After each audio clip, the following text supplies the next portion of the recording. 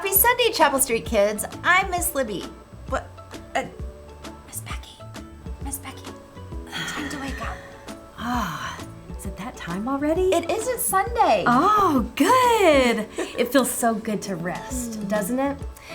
I have a question for you, Miss Libby. Yes. What's your favorite way to relax? Oh, I love to relax outside in nature, in the sunshine and hearing the birds and just being out in God's creation. Well, obviously, I like to take a nap. Now, let's see what you have to say. Miss Jen is on the street.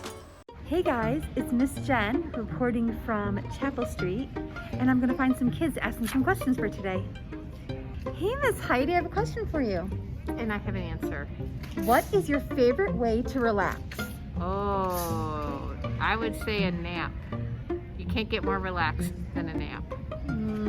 A nap sounds really good. Hey guys, can I ask you some questions? Sure.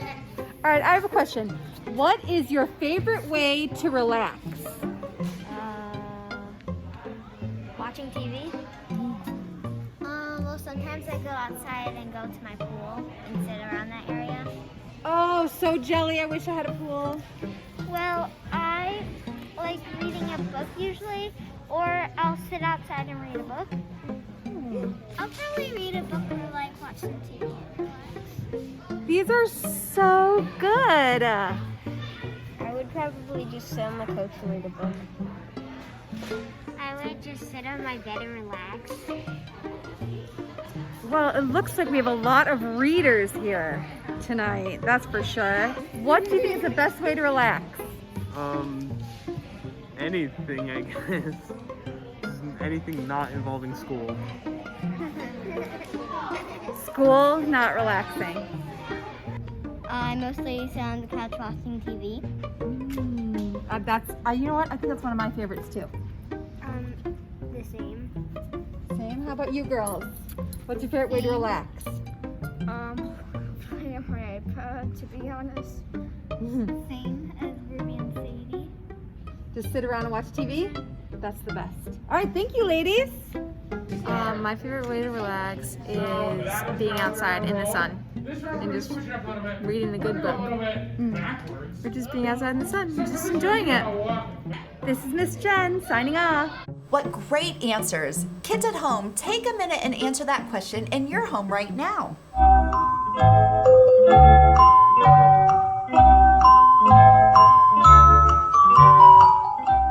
God knows how good it is for us to rest. In fact, He created a whole day of rest and He called it the Sabbath.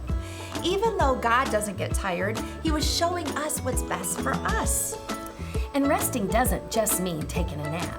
It means setting aside a day that's different than every other day of the week. That's right. Our story today is about what Jesus taught us about the Sabbath. Let's have a listen. Hey kids, it's Mr. Chris. God shows us how He wants us to live. He doesn't want us to work nonstop without ever taking a break, so He gave us the Sabbath as a gift, a day to stop working and celebrate. It's a day to trust that God is in charge of everything. He is the Lord of the Sabbath. Remembering the Sabbath is so important to God that He made it one of His 10 commandments, so this day became an important part of life every week for God's people, the Israelites. God gave His people good rules about this day, to make sure that men, women, servants, and even animals didn't have to work on the Sabbath. But there were some religious leaders who started adding their own commands on top of God's commands. For example, they said you could only travel a certain distance on the Sabbath, or else you would be working. All of these rules started to get very complicated, which wasn't God's goal for the Sabbath. On one certain Sabbath, Jesus got into a disagreement with religious leaders about the harsh rules they had created. Matthew 12, verse 1 and 2 says, "At that time, Jesus went through the grain fields on the Sabbath. His disciples were hungry and began to pick some heads of grain and eat them. When the Pharisees saw this, they said to Him, 'Look, your disciples are doing what is unlawful on the Sabbath.'" Jesus reminded the religious leaders of a story in the Bible about King David, who was allowed to break the rules and eat special bread that was usually saved for priests only. In that story, God cared more about feeding David and his hungry friends than following the usual rules. After Jesus told the story, He went to the synagogue, which is a place where people worshiped. A man with a shriveled hand was there. the religious leaders were looking for a way to trap Jesus. They knew Jesus healed people. They wanted to see if Jesus thought healing people was considered work. In Matthew 12, verse 10 and 12, they asked Jesus, "Is it lawful to heal on the Sabbath?" He said to them, "If any of you has a sheep and it falls into a pit on the Sabbath, will you not take hold of it and lift it out? How much more valuable is a person than a sheep? Therefore it is lawful to do good on the Sabbath." Then Jesus told the man to stretch out his hand, and Jesus healed it. Jesus said that it is lawful, or right in God's eyes, to do good on the Sabbath. Jesus gave the example of the sheep to show the Pharisees that their hearts were not right. They had become so focused on their man-made rules that they had forgotten about compassion. They cared so much about trying to be perfect that they were only thinking about themselves. You see, the religious leaders wanted to make everyone think that they were really good by looking good on the outside.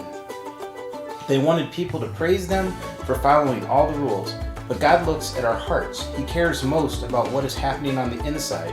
God is looking for hearts that follow and worship Him.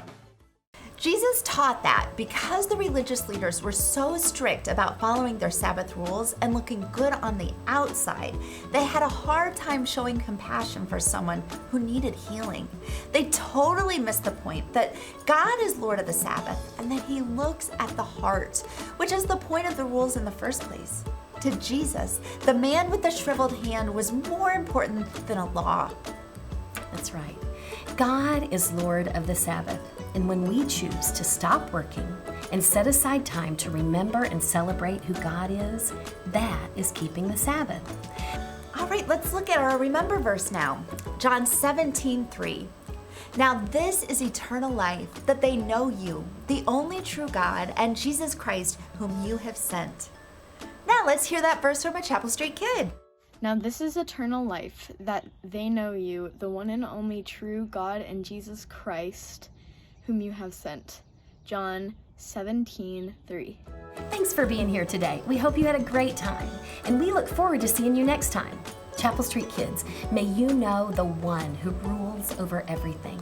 May your words and your heart honor the Lord of the Sabbath.